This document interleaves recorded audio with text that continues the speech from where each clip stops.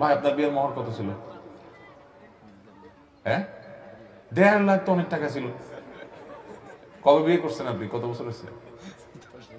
10 বছর আগে 1.5 লাখ টাকা বেশি হয়েছে। আপনার শ্বশুরও বেশি করছে আপনার বিয়ে। দিছেন দিনা কাটাকাটি বেশি দিছেন আরো, মাশাআল্লাহ। দেখছেন হুজুররা সব মোহর দেয় ভাই। আমার বিয়েতে মোহর ছিল সম্ভবত 25,000 না 35,000। জি, ও আমার বিয়ে অনেক আগে, আমার বিয়ে 17-18 বছর হয়ে গেছে। যাই হোক,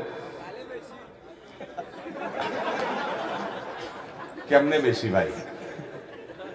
35,000 যদি তখন হয়, এখনকার কত? 1.5 লাখ, 1 লাখ, এর বেশি নাকি? বিয়ের ব্যাপারে ছেলের বেতন 10,000 হলে কত টাকা কাবিন করা উচিত? মেয়ের পক্ষ 10 লক্ষ টাকা কাবিন করতে বলছে, এখন ইসলাম দৃষ্টিতে কি করা উচিত? ভাইরা আমার, এটা আমাদের দেশে একটা বড় রোগে পরিণত হয়েছে, মহামারীতে পরিণত হয়েছে।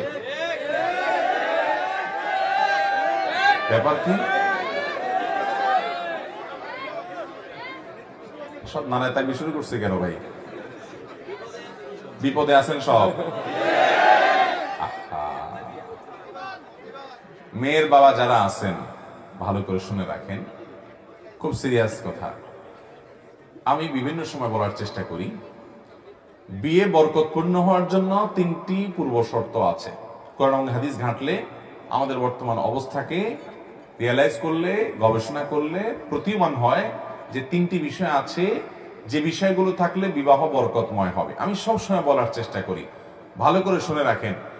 মোহরের পরিমাণ বেশি করার মধ্যে বিয়েতে কোনো বরকত তো নিহিত থাকেই না, কল্যাণ তো থাকেই না, বরং উল্টাটা। নবী করিম সাল্লাল্লাহু আলাইহি সাল্লাম থেকে যে সমস্ত হাদিস বর্ণিত হয়েছে সেগুলো যদি আপনি সামনে রাখেন, একটা হাদিস আছে, ইন্না আযমান নিকাহি বারাকাতান আইসারুহা মাউনাহ, সবচেয়ে বরকতময় বিয়ে হলো সেই বিয়ে যে বিয়েতে মোহরের পরিমাণ সবচেয়ে সহনীয় থাকে, কম থাকে। তাহলে 10 লাখ 20 লাখ টাকা মোহর হলে সেই বিয়ে বরকতময় হবে? হ্যাঁ, ছেলে যদি এরকম সামর্থ্যবান হয় তাহলে 10 লাখ কেন, 10 কোটি টাকাও দিতে পারে, সেটা তো ভিন্ন বিষয়, তার সামর্থ্য অনুযায়ী সে দিবে। এই জন্য সাহাবীরা বলতেন যে মেয়ের বিয়েতে মোহর বেশি হয় যদি গর্বের বিষয় হতো, তো মুহাম্মদ সাল্লাল্লাহু আলাইহি সাল্লামের মেয়েদের বিয়েতে অনেক মোটা অঙ্কের মোহর ধরা হতো। তোমাদের মেয়েরা তাদের চাইতে বেশি দামি হতে পারে না, তাহলে কেন অত টাকা মোহর ধার্য করছো?